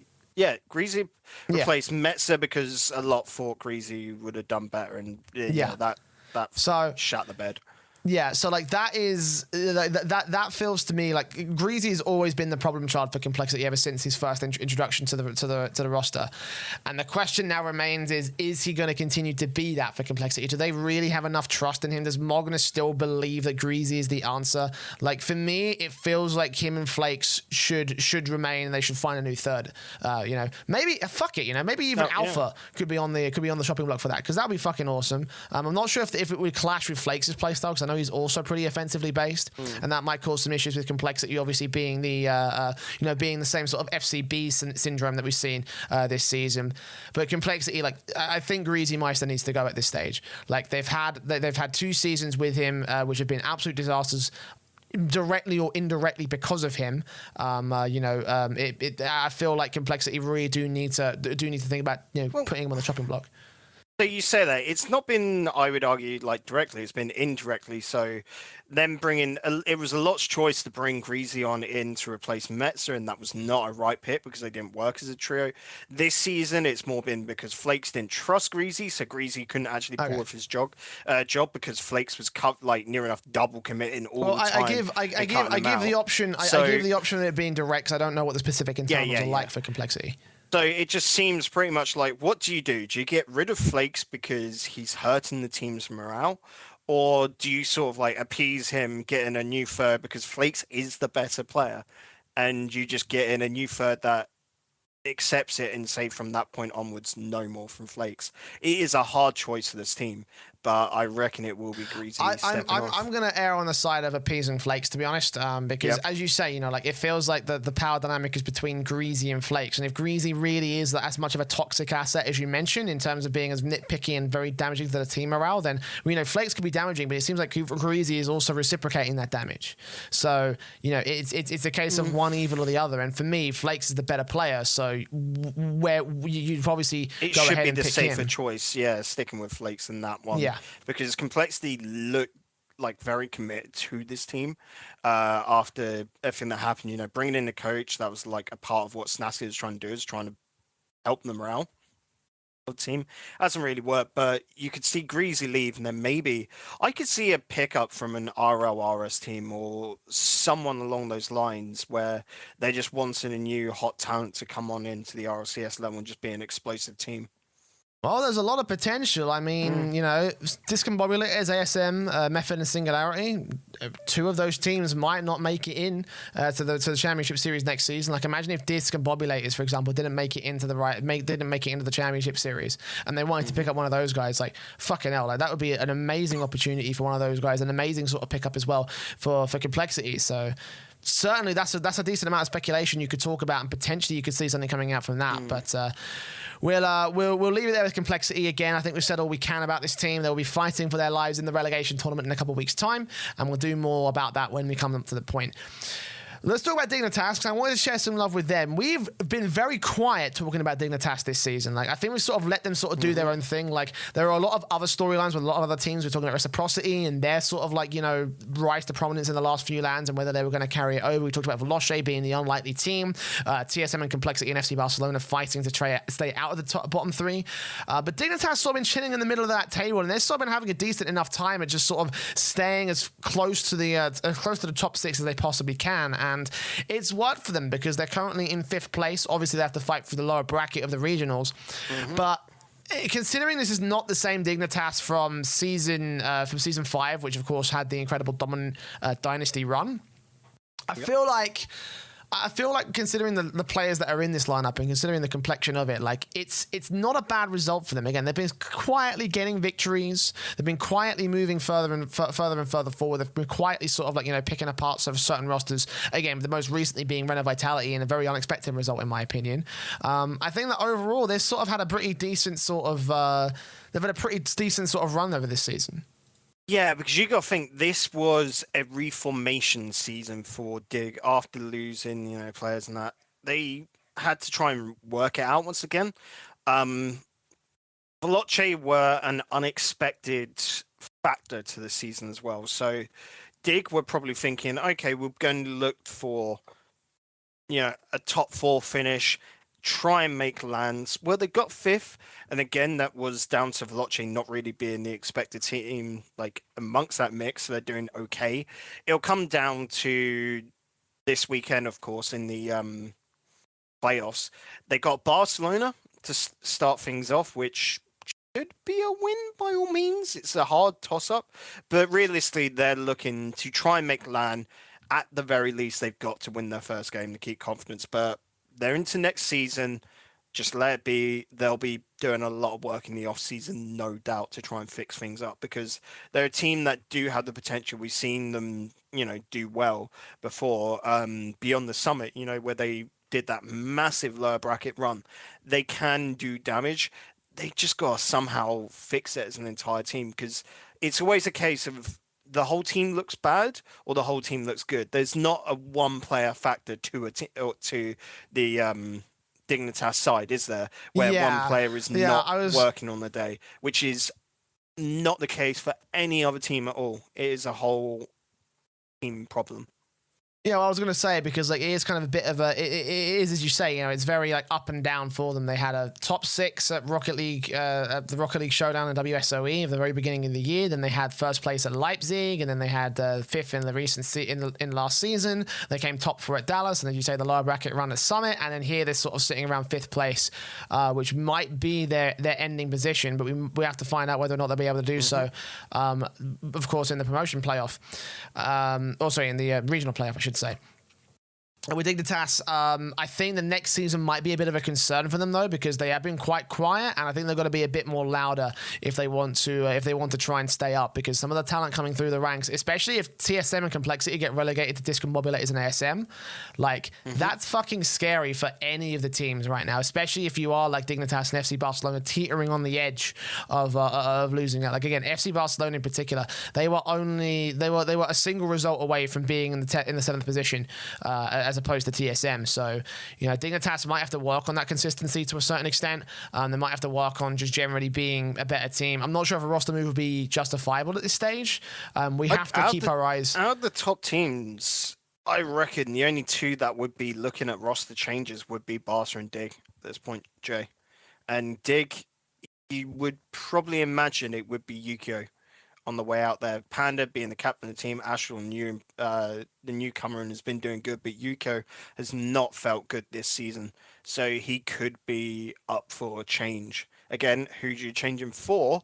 But this dig side, I think, just need to get that win and then have a solid sort of off season. They make it to LAN, they could revitalize themselves, and that could be a great turning point. But for now, dig, they're only doing okay, which I don't think is enough for the org. They don't want an okay team. They want that world winning team again.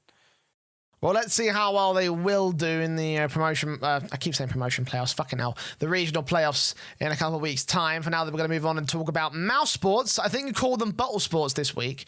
Last week, I called them monster sports because like they've been having a level of performance that we've seen like just absolutely hit it out the park whenever they get started. But this week, unfortunately, was their two big losses to Veloce and Reciprocity. They were coming into this week at number 1 in the regular season placings. And because of these two results, they dropped to 4th. Again, they lost to the likes of Veloce and Reciprocity, which, in fairness, those are some pretty fucking big names to lose to. You know, like there's no shame in losing to Veloce and Reciprocity, in my opinion. You know, like they had some staunch opposition, and I think it was very, very difficult for them to try and beat out those guys, even though they threw up as much of a fight as they possibly could have. You know. Yeah, it is that case, though, of naturally coming into this last week, Veloce and Reciprocity only had that one match, both of them against Mouz, of course. If they wanted a top 2 finish, both of those teams had to win that one game. Mouz, they had the option of 2, so their chances were better, but like we said, bottling it on the last day where they just could not handle that pressure. And for me, that has always been a consistent problem of Mouz. We've known it for a while since the DreamHack days when they were Flipside or were the Bricks, where it just comes to that last hurdle and they cannot jump across it. Their only sort of chance was back at WSOE, where they came out and won that, and that felt more a case of every other team at WSOE was shite on that weekend for whatever reason. Since then, Mouz has not been the same. They've been good, and for me, they're a safe bet to make it to Worlds here. I'm looking, at everything there, and I think it will be Veloce, of course, and Reciprocity secured for World, but I reckon it'd be Vitality and Mouz because they're the most convincing too.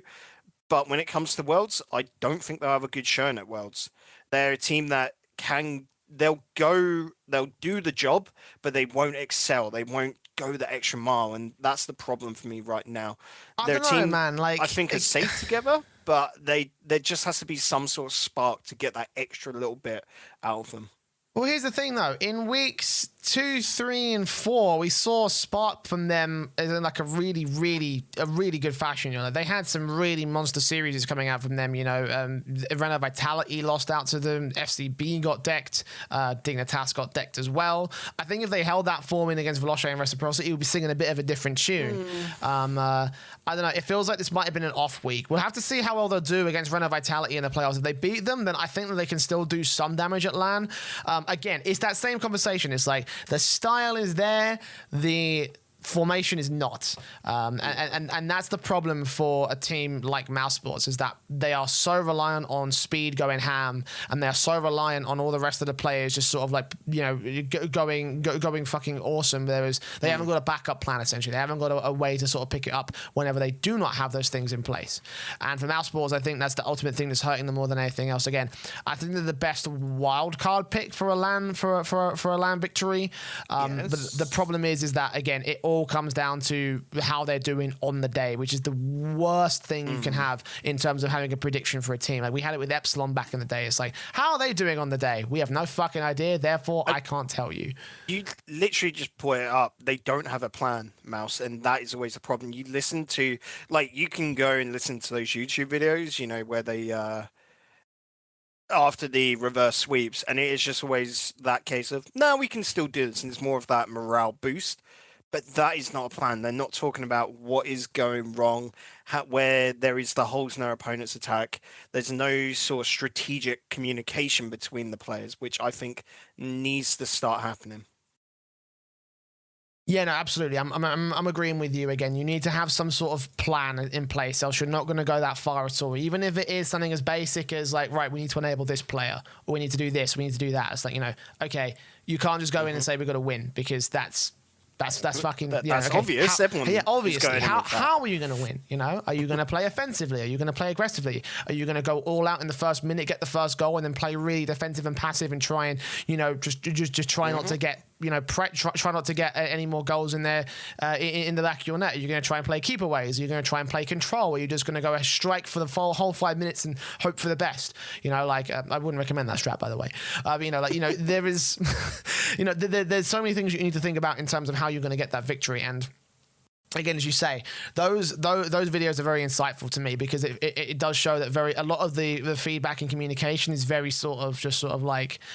Again, we don't have a full picture because obviously we don't see the full matchup. We don't see what they're talking about in between the games. I know that's the main thing that a lot of players do. Like, when it comes to sort of like strategical talk and strategy and planning talk, like it happens in those 60 seconds in between each of the games, where the players are just like, what do we need to do right? What do we need to do wrong? We don't get to see that from the mouse sports guys, so we don't actually know what they're talking about in that time. But from the very little that we do have, it does feel like mouse sports don't have a plan. So let's get a plan together, boys, because honestly, I really like the players on this roster. Like, I consider Speed to be a really fucking chill guy. I had a nice conversation at Dream at Valencia. Hopefully I can get him on the show for an interview at some point. I'm just too lazy to ask him to do that. But that's a me problem more than anything else. Let's talk about Reciprocity. Obviously, with Mouse Sports falling out of the first place position, a team had to go up to the first place position, and of course, there was another bit of a candidate than the team that Mouse Sports overtook to get to that first place position, and that is Reciprocity. A really, really big result again from them. Obviously beating out Mouse Sports to get to this point, and with that victory, it means that they affirm themselves almost as one of the top teams, as one of, if not the top team in Europe right now. I think a lot of people didn't have many doubts after Valencia. So I feel like this team is a shoe in to win LAN. Even if they're not looking like the same sort of Leipzig team that had Chaussette popping the fuck off, like this feels like a team that should be able to do it in my opinion. Yeah, it's the fact of the old PSG side aspect is still to them. Their online performance is still super solid. They're still a great team. We've seen them really up their LAN performance. So this should be your favorite team, of course, from EU. Go and win. Their losses, of course, were to Veloce. Understandable season. That was game 5. The problem for them is just week 4 was not good for them, and week 4 was weird for all the teams.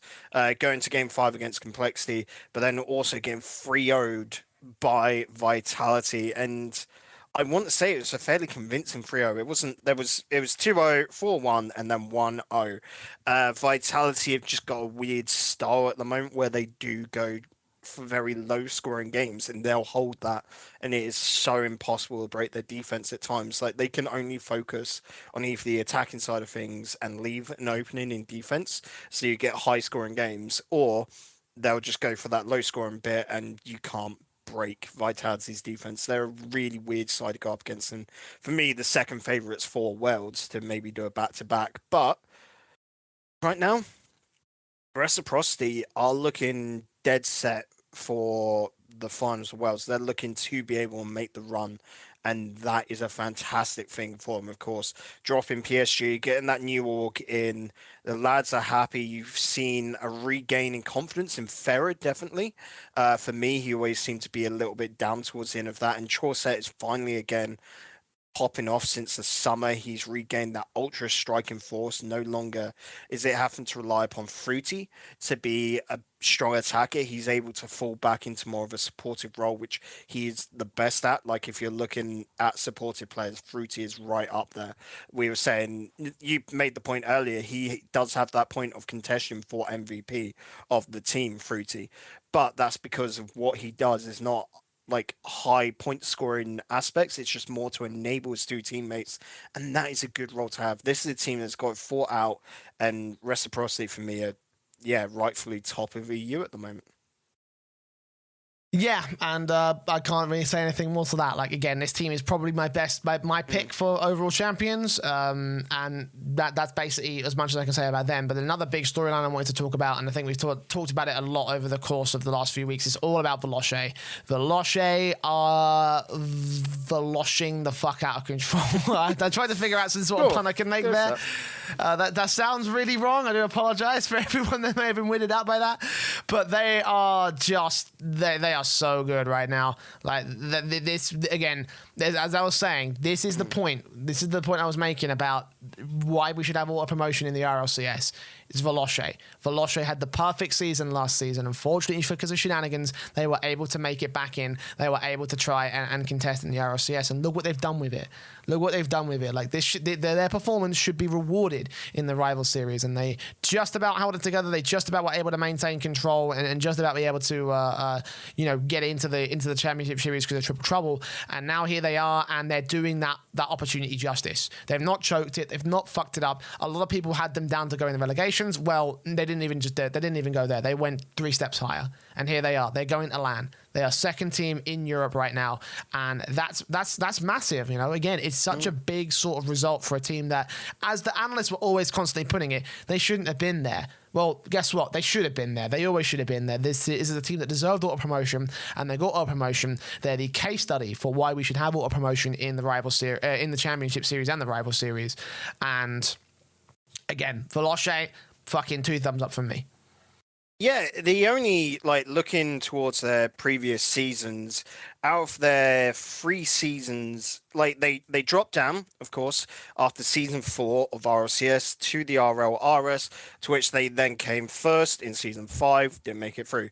The following season, when things went a little bit squiffy, they picked up, I can't remember who they picked up for that season, I want to say it was Freaky, for season 6. Things didn't go well. They came 4th, but that was also a season where Triple Trouble and Savage came through. They came 4th alongside Method. That was a very hard season, and those 2 are coming through as 2 of the top teams in EU, and they're in RLRS. It was just like magic for that little period of time, wasn't it?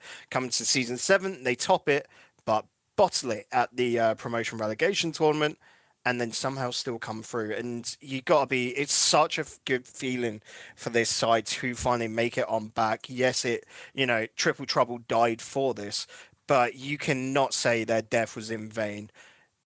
Veloce has made good of that opportunity and have really stunned everyone. You got to think, you look at these players as well. You take Freaky, for example, when he was dropped by Vitality, a lot of people would have thought, going down to RLRS because there was no option. No one rated him. You look at Casio, you probably would have overlooked him on the Triple Trouble roster, Naturally, I always thought he was a very strong player, but it was always within that trio. So right now you can see the power that Casio is as well on the Veloce roster. And then Flame, who's been on this Veloce secret back to the bloody RLCS roster, when they qualified. He's always been that mainstay, and again, overlooked quite a little bit, but you always knew he was a great player. And right now, this just seems to be the tumbling effect. It took a while to get to this point, but finally Veloce are at that solid point. And again, 3 players, which you would not class as champion top of the world players, which is the crazy thought. It's just that as a team, they work brilliantly together. And again, this should not have happened by every metric that the RLCS has set up, but it has. So I think that this is a watershed moment for the RLCS again. I feel like that if there's one feature that we want to see other than 10 teams, it would be auto promotion for the next season. Next season should Hopefully it will come through again. Hopefully this is the case study. Hopefully Sonic sees this and go, okay, maybe we should add this. Because I feel like success in one region needs to be rewarded, and Veloce have not only been rewarded for it, they have also run away with it. Again, I'm so proud of what these guys were able to do, even though I don't have any particular affiliation with the players, even though I do think that the Veloce drama was really stupid. I do think that these team have well earned their spot in the finals. Yeah, and that is pretty much it for next season. Our worry is that you go back to what last season's format was, where top two going in promotion relegation against bottom two from RLCS, instead of doing, okay, top two and bottom two auto swap, and then say for next season, 7th and 8th, then has to face off against 3rd and 4th in that promotion relegation tournament and do playoffs that way. That's what we want. But there is that fear that Silence could just say, nope, you do 9th and 10th promotion relegation tournament against 1st and 2nd, which just feels like such an injustice, which everyone has been saying for seasons now, and you're finally getting it, and good. Well, now there's no reason not to, because before it was like, okay, well, there's only too few teams, and it's like, well, top 6 are going to be playing in the regional playoffs anyway, so where's the room for the promotion playoffs if you're going to have bottom 2 relegated? It's like, well, now you have that room, because assuming they keep the format for the regionals, which I hope they don't, I hope they improve it. We've got the opportunity for 7th and 8th to play in against the teams that are coming in from the rival series. So yeah, it feels like the best opportunity in my opinion. Sorry, my internet cut out very slightly there again, but I get the gist. It's the best opportunity. I just hope that the internet issue isn't fucking with our audio recording, because otherwise we have to rip from the Twitch VOD, and I hate doing that. It should be fine on TeamSpeak. I'll just make sure that next week I reset my router beforehand, because I haven't reset for about 2 weeks, so it's probably just that, overheating a little bit or something. Awesome. Well, we'll see if Veloce can overheat going into the grand finals, because they are through, obviously. Well, we don't want them to overheat. They got to stay nice, calm, and cool, collected. Well, overheat and burn all the other teams is what I'm talking about, yo. Like, there's a double-edged sword, that one. But anyways, bottom line is that they are going to be playing in the regional playoffs, which will be happening this weekend, starting with, I believe, the Remkoe Vitality versus Mouse Sports matchup, which is set to take place. Let's have a look. Set to take place on, Sunday. So on my birthday, actually. So I'm going to spend the whole fucking day just watching Rocket League. So there you go. I turned 23, and why the fuck not? So yeah, that obviously you can see what the current standings look like in terms of the bracket. Remkoe Vitality versus Mouse Sports up in the upper quarterfinals. The winner of that will take on Veloce. The winner of that also goes to LAN. Dignitas versus FC Barcelona also need to move through to the lower quarterfinals, where they face the loser of the upper quarterfinals, and then the winner of that faces Reciprocity. That team also goes to LAN. What do we think about this bracket? How do we think things are going to play out this weekend? I'm happy knowing that Vitality or Mouse Sports are secure for Worlds. Like, those two teams are good benchmarks for the Worlds caliber. And that match for me is going to be the highlight pick before we go into all of that, Jay, of course, because I'll be wanting to know where you'll be for that one. Because, Jesus, that is like a fabled matchup as well. Like, you got to think of these two sides. I hope we get a battle of the Batmobile still, because, of course, Cooks always uses the Batmobile. He's been swapping off, actually, to the Dominus every now and then. But Fairy has been moving on to the Octane. I just want Batmobile versus Batmobile again. I can't wait for that. You're in the Batmobiles, dude. You don't get to see them that much anymore. In terms of the top 4, who do you think is going to come out on top? Veloce, Reciprocity, naturally, of course, and Vitality Mouse Sports. I think... No chance for Dig or FCB? No, I think FCB are the weakest chance to go through. Dig have... Agreed. If it's an on-the-day performance, which they do have, they could sneak it, but it would require a massive bottling again from Mouse. I think Vitality is safe to make it to Worlds. Okay. I like the idea. I think I can agree with that one. I think I was going to say the same thing as well. I think Dignitas are the sleeper team, but I think I'll be sleeping on them in particular for this bracket. Mouse Sports and Remkoe Vitality for me should be the teams that make it into the top 4. In terms of those grand finals, who do you see being there, and who do you think is going to win the regional championship? It's a toss-up between Vitality and Reciprocity. I would love it from Veloce, but I don't think they can do it. The same for Mouse, like I said. That final hurdle, I think Mouse will make it to playoffs, top 8, whatever, because we still don't know for sure the format, I'm pretty sure. Let me double-check that. But, yeah, I reckon... Yeah, it's not on Liquipedia, so by all means, that means no one knows, because they would have got leaks in that early. That'll probably be announced this weekend, I'd imagine. I'd imagine it'd be the same. I'd imagine it'd be the same format as last season, to be fair, because, like, yeah. Because Sonic's things. I don't know. We could see some sort of like. Well, let me think. Why not do 2 groups of 6 GSM? GSL, sorry, not GSM. Completely different thing. I think that'd be the best. 2 groups of 6. How would you seed the 6? Just get them to do. Just do a little round robin. I don't know. Don't know. 2 groups of 6 teams, Swiss, like for the first round, whatever. Just do that and go through. But at any rate, I reckon all but. I reckon Veloce are going to bottle it at Worlds because I still don't believe, even though I should with this season's this league play performance. Just because they don't have that history about them. And I hate to think that. I could see Mouz bottom it. I think Vitality and Reciprocity are safe bets because it's Vitality and Reciprocity. I don't know. Then again, NA is looking fucking weird at the moment. I mean, this ain't an NA show. If we had an NA show, dude, I don't know how fucking tilted we'd get because some of the results from North America, I haven't been keeping up with it wholeheartedly, but fucking the big 3 is just turned into the big 1. It's fucking hilarious. It's amazing, but that's a conversation for another day, I think. The point being there is that all 4, I'm going to say it now, will be safe into the top 8.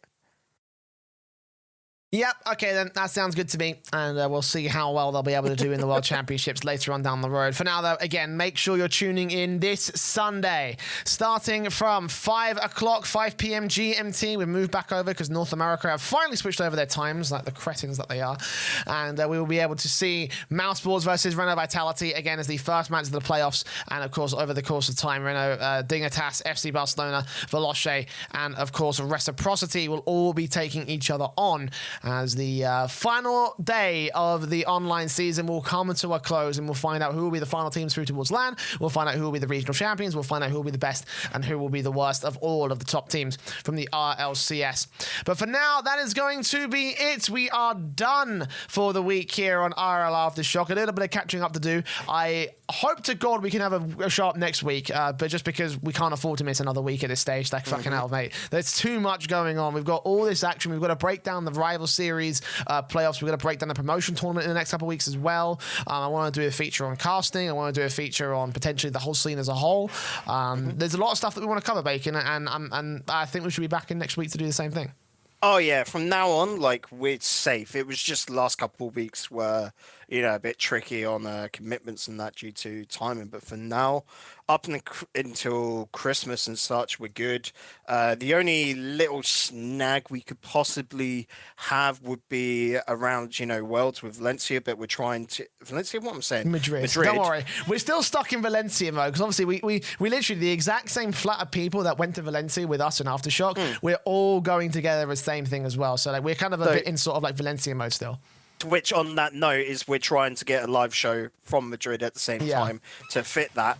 We'll see how that goes because it's still a little bit hard, but it should just as a word of note to anyone who is going to be in Madrid, who's going to be staying in the city, hit me up because we are looking to get a fucking round table going, and it would just be great to have a load of drunk idiots talking about Rocket League in our Airbnb. I mean, at any rate, there'll be a load of drunk idiots talking about Rocket League. There'll be a load of drunk idiots anyway. But if there's anyone in the drunk idiots, if there's anyone who wants to be involved in that, particularly if you're a player or you're a notable figure, then slide into my DMs and we can sort something out for you. I'm gonna bring my fucking mics. I'm gonna bring my mixers. I got loads of equipment over there that is just currently sitting in boxes, being completely unused. So I'll bring along all that stuff, and we can have a great time of it, I think. So.